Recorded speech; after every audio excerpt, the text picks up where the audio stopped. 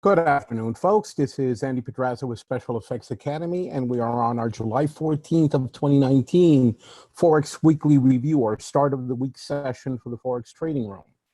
As usual, we'll start out with our normal agenda, look at the prior week, our currency strength meter, fundamental announcements scheduled, an analysis of the major pairs on the daily charts, any setups we see in progress or significant events coming up, and a few words in conclusion.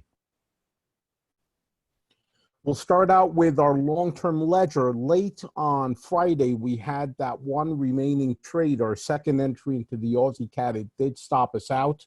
By that point, the trade stop had been engaged, so we actually got out at break even.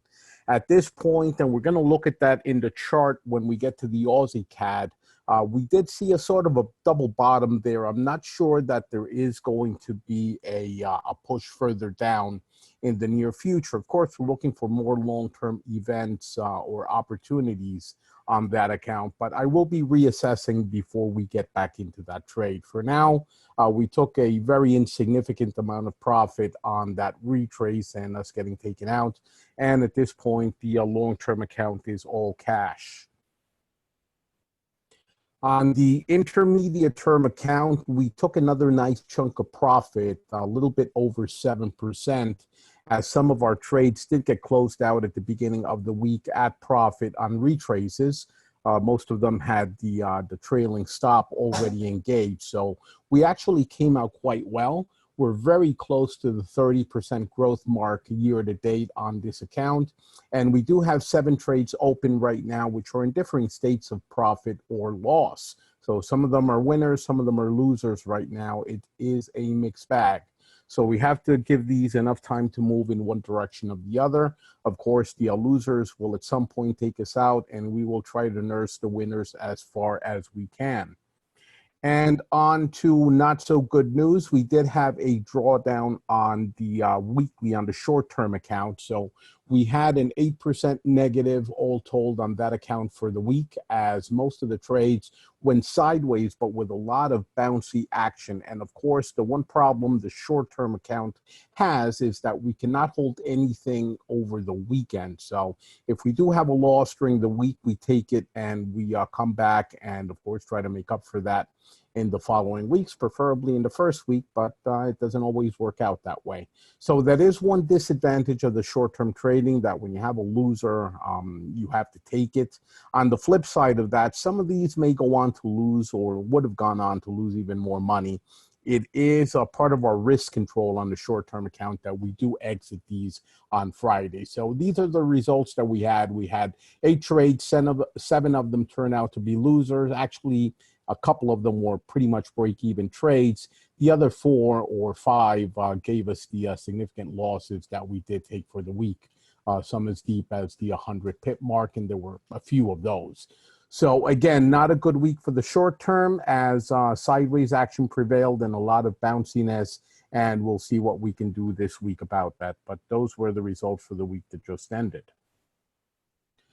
A few notes and opportunities for improvement in this, that, and the other. I don't think there's much here I didn't already say. A drawdown week on the short term, a large chunk of profit taken on the intermediate term account yet again. We're at a stone's throw from the 30% profit mark year to date, which for us is from April through today.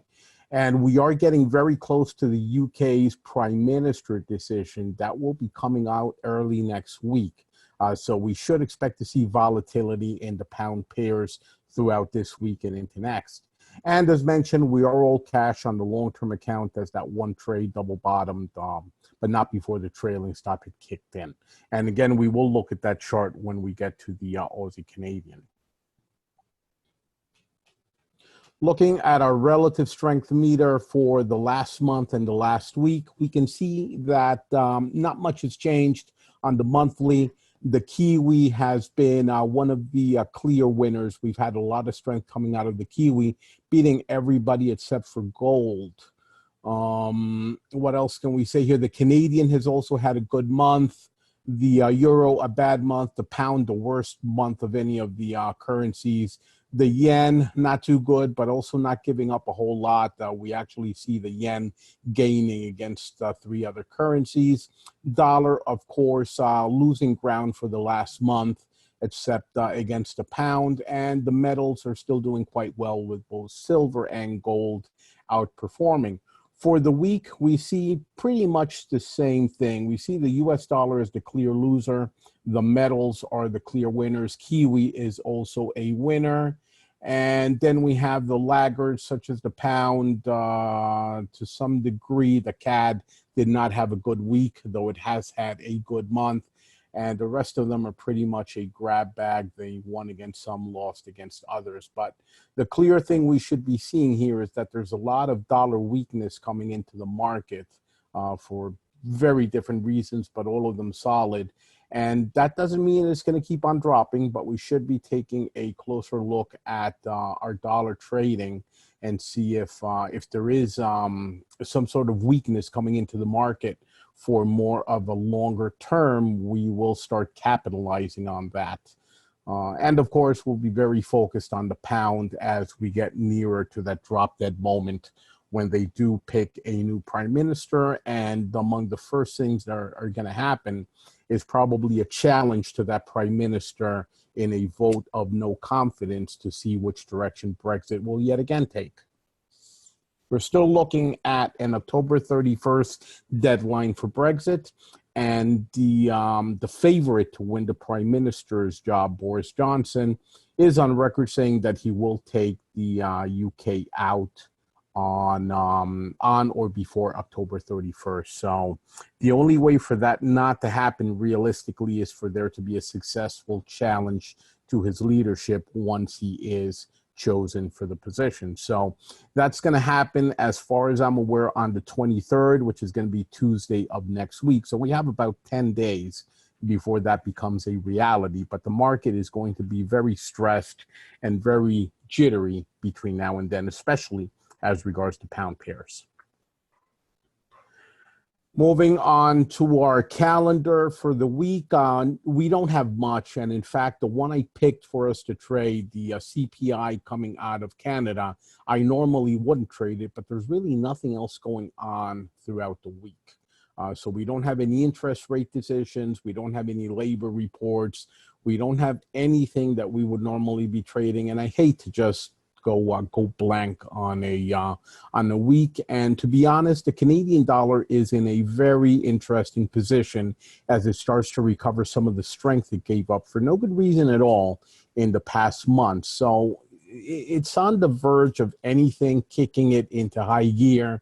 And sometimes among the fundamentals that I rarely trade are the CPIs, but they are the ones that are sort of borderline. You sometimes have very significant moves coming out of a CPI announcement. And since there was nothing else going on for the week, I did decide that we are going to trade that one. So that will be Wednesday at 8:30 a.m. Eastern time, which means we'll be meeting about a half an hour before that at 8 a.m. U.S. Eastern time, my time, to set ourselves up for that.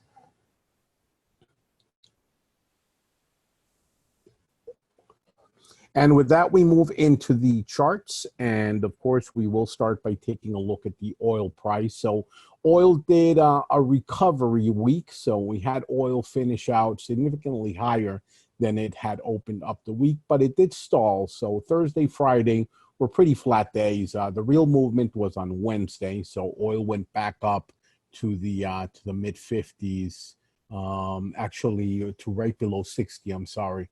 So it's right below 60, and it is starting to make that push back towards one of the next trend lines on its way up.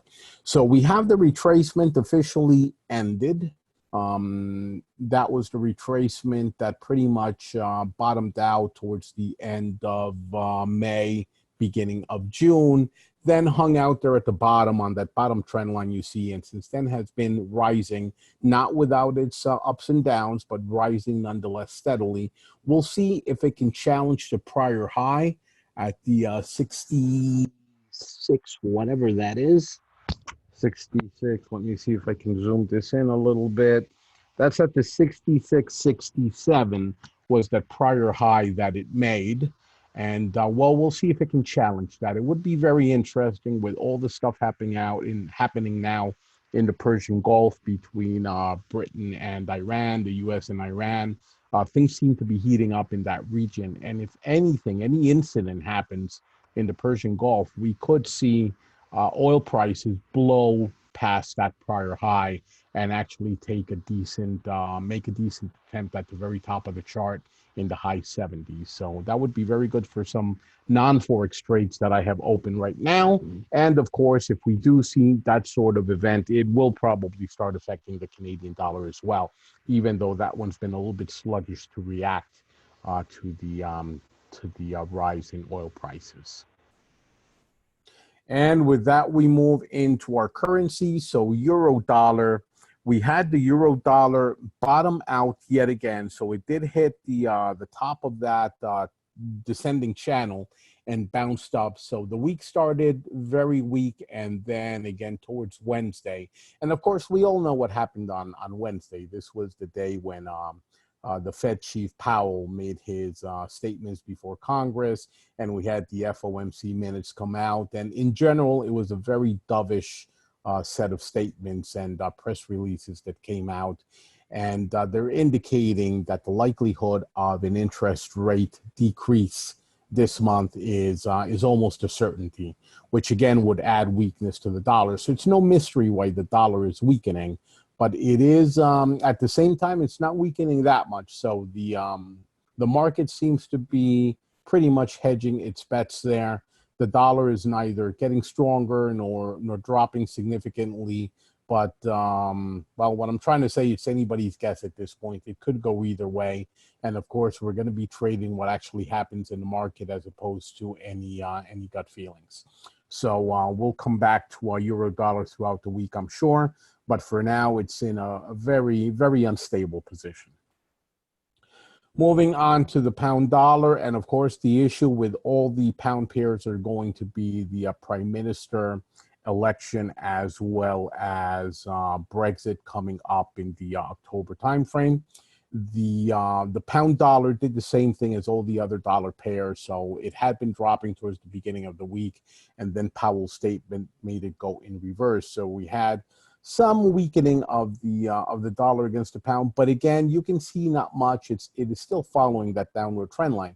More noteworthy is the fact that it did hit that bottom level of support, and it did serve as support. It bounced quite neatly off of that. We still need for it to break that bottom before we can say that we're going to go all in for a bigger move.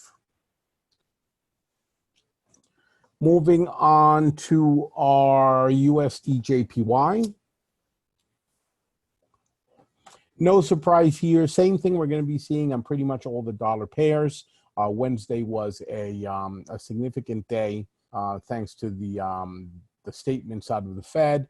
But more importantly, we can see that it didn't stop. So in this case, with the yen, it not only got stronger against the dollar on Wednesday, it took a respite on Thursday, but then on Friday, it went all the way down towards that prior bottom and went completely through. It hasn't touched the trend line as ultimate support there before it really continues dropping, but it is heading in that direction. We actually have a long trade on the USDJPY on the intermediate term account, and that got triggered on that bounce on Thursday.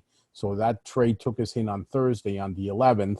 And of course, then on Friday, it dropped. No worries. We are going to keep that one open because it is serving as a hedge at this point. And actually, that's been working out quite nicely for us on the intermediate term account, where we do have the time for those hedges to work out for us. In some cases, we've taken money not only on the original trade, but then later on the hedges. So it is working out quite nicely, and I'm not going to be closing it out.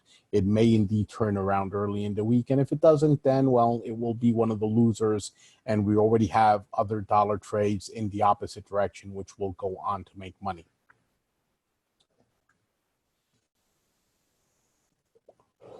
USD Canadian, the Canadian dollar had been gaining strength, and indeed it had a very good month. But this last week was definitely not good for the CAD. until, again, Powell's statements on Wednesday turned it around. So we were starting to see sort of a rout as it tried to head back up towards the trend line. And then the statements out of the Fed suddenly made it break out of the bottom. But here's the interesting thing. It is too early to tell if those statements are going to be carrying into this week. This week has no interest rate announcements or anything like that. We may see a retrace and a little bit of dollar strength this week before we get some more announcements later on in the month. So this one's too soon to call. We're already short on this one, and happily so. But I would be very careful with the USD-CAD until we see confirmation of either continued CAD strength thanks to anything, oil or anything else going on, maybe even that CPI on Wednesday. But I'd be very cautious that the dollar is just going to continue to weaken simply because Powell made a statement, which has yet to, for anything to actually happen. The interest rate is unchanged at this point, and we do have to wait for the next meeting where they will give us the new interest rate. Moving on to our USD Swiss, and this one was a very nice mover. This one definitely took advantage of Powell's statements. Again, same approach as all the other dollar pairs. They were going into dollar strength, and then on Wednesday we had the turnaround. And this one, much like the USDJPY, took a breather on Thursday and then continued dropping. So we have it breaking past a prior level of support. And we do indeed have pending orders to take us in short on the USD Swiss if it does continue dropping. Again, I'm not too sure that that's going to be the case. Otherwise, I would have simply entered trades manually. I'm waiting to see if that movement is going to continue into this week. If it does, we're going to be taken in by the pending orders. If not, then we'll sit it out and wait for a better opportunity. But it is starting to look good between the bounce of the trend line and the fact that it is reacting so strongly Wednesday into Friday. That is giving us quite a nice outlook for what may be going on with this pair. Aussie dollar. Aussie dollar has, well, done the same thing as the others, but this is another one of those that has yet to break the prior highs. So it did go into dollar weakness towards the second half of the week, but it didn't break the prior high. It didn't break resistance. It's just still trading sideways, which is not giving me a warm fuzzy. This is one of those that if we see even the slightest hint of dollar strength as the week begins, I'm going to go short and try to write it down as far as I can, very likely in the short-term account, because I don't think it will break much past the bottom at this stage. The market is just too uncertain about the dollar. But then again, it's also uncertain about the Australian dollar, so that may work in our favor. Moving on to our Kiwi dollar. And here we're going to see pretty much the same thing. We're going to see that that dollar weakness towards the second half of the week and pushing it all the way back to the trend line. So it is at a very significant level of resistance. We'll have to see if it continues going. I am at this point cautiously bullish on the Kiwi dollar. So I would not mind trading this one up as far as it wants to go. And indeed, I think one of our open trades is in that direction. So we're trying to trade it all the way towards the top of the chart. Until it breaks resistance, though, both the trend line as well as that horizontal level of resistance, it is still an iffy proposition. So we do need it to break the prior highs and then keep going, in which case it'll become one of those keepers that we try to ride as far as it wants to go.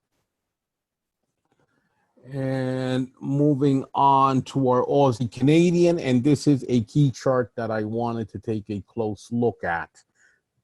So the Aussie CAD has been dropping quite nicely, and this is what motivated us to take that long-term trade initially on the really long-term account, and we took a nice chunk of profit. Then it started dropping again. We re-entered it. We were doing well. It was at profit. The trailing stop had been engaged. And then we had to retrace towards the end of the week. So we saw the Canadian give up a lot of ground. Not a whole lot, but significant enough that it did hit our trailing stop and took us out at break even. It is still a very bearish chart, but the fact that that bottom has held twice is not giving me a warm fuzzy. So like I said, I'm probably going to go back to trading it. I don't know if on the same account on the long term, or I may ratchet it down a notch and go on the intermediate term or even the short term on the next turnaround. But I'm going to have to be a little bit more convinced for me to re-enter it long term, because I think it's showing a very strong support right there at the bottom. So that's my best analysis at this point on the Aussie CAD until further notice. But we'll see what happens as the week kicks into gear. Euro Swiss has had a nice end of week. Again, we see that nice drop against the euro all on Friday. In essence, though, it is still very sideways. It hasn't broken past the prior low that it established back towards the middle of June, I'm going to say. So we're still waiting for it to break that bottom. It is starting to look as if the move is beginning, and I think we also have a pending order on the Euro Swiss as well, if it does break out. But again, too soon to tell. This wouldn't be the first time that it does a drop like that and then goes all the way back up to the prior level of resistance, as we can see in the prior drop. So I need a little bit more convincing before I'm going to be entering that trade. And moving on to our euro pound, the euro has been very stressed, and we see that in all the other euro pairs. So we're looking at a little bit of euro weakness across the board, but not so you can tell when it comes to the pound. And that, of course, is because the pound is also at probably its weakest point since the actual Brexit vote in 2016. You have to go quite a bit back to find lower lows on the pound pair. So in this case, higher highs, since pound weakness in the euro pound would drive it up. That said, it's getting very close to the top, which is a reason why we're not actually trading it at this point. We took the bigger chunk of that movement from the bottom all the way to where it is right now, and we can see that it's been flattening out. So it is starting to get into that sideways mode, but, and very significant, it is giving us consistent higher highs. They're not breaking the prior high by a lot, but they are heading up, and that has to be taken into account. So it probably still has the strength to move up. I'm not sure if it has the strength to go too much far beyond the top of the chart. And there's 100 pips and change there, which is why I've been a little bit reluctant to jump into this one, because at this point, the potential reward does not justify the risk that we would have to take on the trade. That may change. I may decide that it is giving us good odds, but for the time being, I'm happy just watching this one and waiting for a better opportunity. EURJPY. This is probably the first very flat pair that we're looking at. So it really has refused to get anywhere near the bottom. In fact, we can see that the lows are rising. So we have a little bit of a wedge forming there on this chart, as we're getting higher highs and higher lows, and all in all trying to follow that descending trend line. So sideways, but with an upside bias at this point, which means that it's probably not going to be a good candidate for us to trade. The only thing that's going to change that is if I do see sustained euro weakness, I am going to start putting money into all the euro pairs, with the possible exception of euro pound and euro dollar, which both of those currencies are also weakening, the pound and the dollar. But as regards EURJPY, EURCAD, euro everything else, very likely going to start looking for good opportunities. But for now, this one is just too sideways for my taste. Euro Canadian, and this is one where this is one of the ones that gave us a very large chunk of profit, not the largest one, but the second largest in our intermediate trading, the closed trades this prior week. So we can see that the EUROCAD did a massive drop in the last 2 or 3 weeks. When it started retracing, we did get out. So we took the profit and then we re-entered. So we're back to being short on the EUROCAD for our second ride on the intermediate term account. No change there. It just gave us a lower low, a low we hadn't seen since forever. and we are trying to ride these CAD pairs down to the weekly levels of support, which can't even see on these daily charts. They're that far below. So no change there. We'll continue short, and we'll even see if there are any short-term opportunities for the EUROCAD as well. Pound JPY, yet another sideways pair. I am bearish, of course, on all the pound pairs. I think the pound is going to end up crashing in the next couple of weeks as all these Brexit and Prime Minister things play out. But we got to look for a good opportunity to get in. And that good opportunity is going to be on a sustained break of that level of support it's been following at the 135.30 for the better part of the last month. So waiting on this one. USDJPY, yet another one that's really flat, but it does have a little bit of breakout towards the bottom. Very short-lived, didn't stay below support for too long, below resistance while it was below, and now it's back again above. It is getting into a wedge formed by the Ichimoku cloud and that level of support just underneath it. It's traveling into the cloud sideways right now. This is another prime candidate for a drop, and that drop is likely going to be down to the 73 area. So there's 200 pips or so to be had there once the drop actually gets established. So we're waiting on that one as well. What we really need is for the yen to show a little bit more of strength. The Aussie is already weak in and of itself. Euro New Zealand, breaking the trend line yet again. We have a pending order on the Euro New Zealand to go short if it does break that next level of support. And indeed, we took some profit on the Euro New Zealand. Not much. We took some profit off of it last week, but we're really waiting for that big move. So we're waiting for a drop all the way to the bottom level of support at the 163.25, give or take. And as I said, we've already got the pending orders in place for that. Pound Canadian, this is the one that gave us our largest profit on the intermediate term account this last week, as it gave us those lower lows. It retraced, we got out, and then it started dropping again, and we re-entered. So we're riding it short yet again. I think it's a little bit above our entry, so we're carrying a little bit of a loss. I forget if it is. It's a very small one, and well, we'll continue holding it. I do think that this is one of the key pairs that we should be looking at, simply because the pound is weakening. I can't stress that enough, and we all know why. And the CAD has been showing strength for the better part of the last month. So that combination, a weak pound against a strong CAD, is what has this pair moving so aggressively towards the bottom. And we're going to continue riding it for as long as that movement lasts.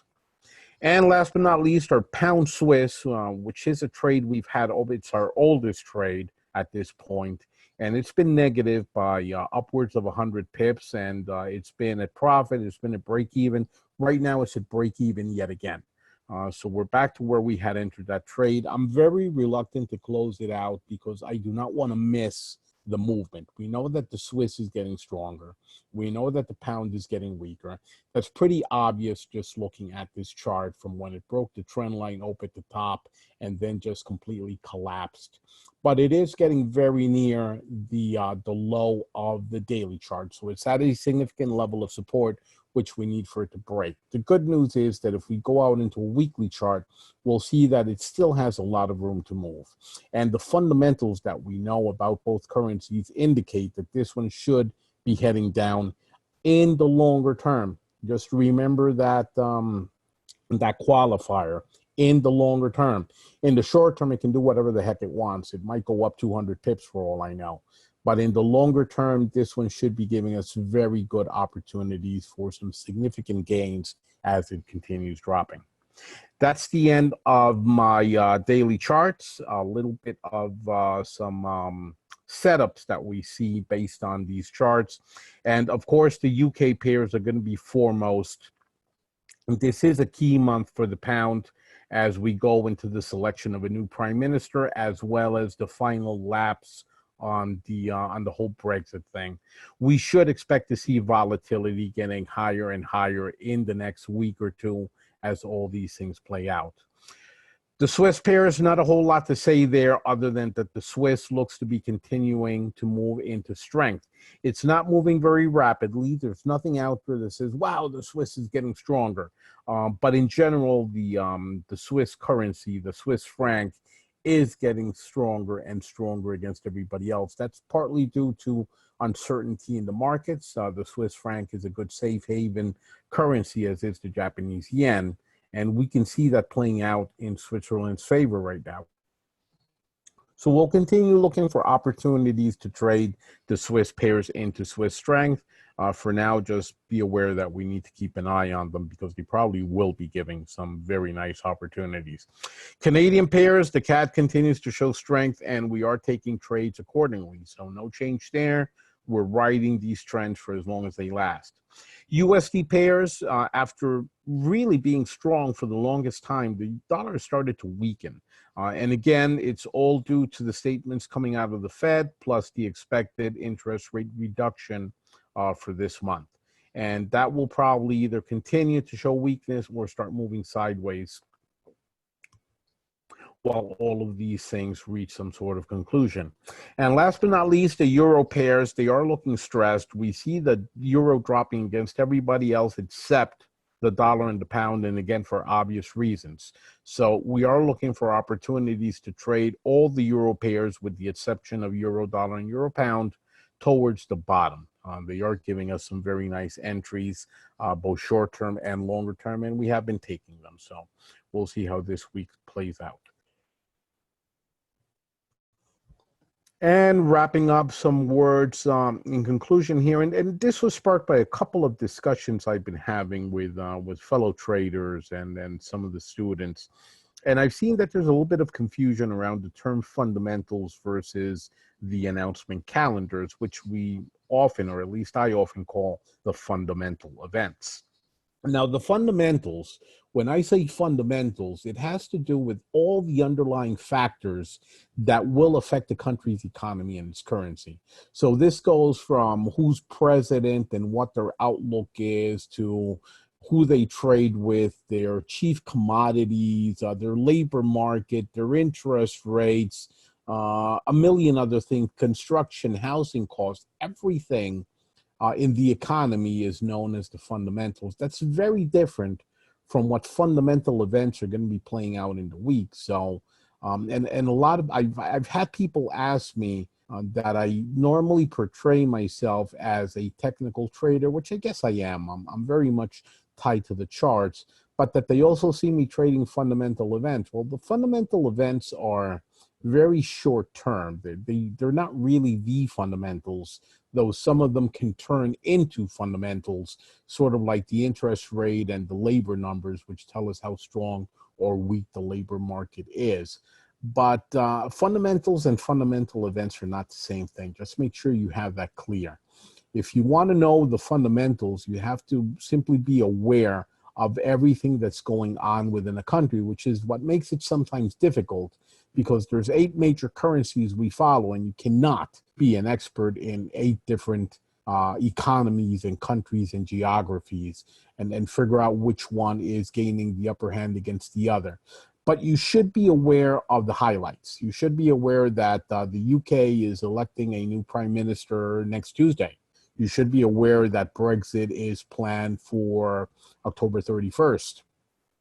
Do you know whether the, I don't know, the apple crop in England was good this year or bad? No, and neither do I, and who cares? But that is a fundamental. That does affect the strength of the British pound. But we don't need to know every last detail. And if we do know that there is an announcement coming out this week, like the interest rate out of the Bank of England, well, yeah, that's a fundamental, but it's also a one-time event that's probably going to make the pound go up or down by 100 or a couple of hundred pips and then go back to where it was. Those are opportunities for short-term trading. They shouldn't be taken necessarily as long-term unless they do change the fundamental outlook of the economy. So wrapping up, and again, if there is confusion, do feel free to let me know and I'll try to explain it better. But if you're trading short-term, you have to know your calendar. You have to know what announcements are coming out during that week. But if you're trading longer-term, that doesn't matter. You have to know the bigger fundamentals, not what the job report for the U.S. was last Friday. Long term, that really isn't what's going to move the needle. You have to know the bigger fundamentals for that longer term trading. And that's going to be it for me for today. If anybody has any comments or questions, do let me know. Now, okie dokie. Then in that case, we will be back tomorrow at 8 p.m. for our first trading session of the week.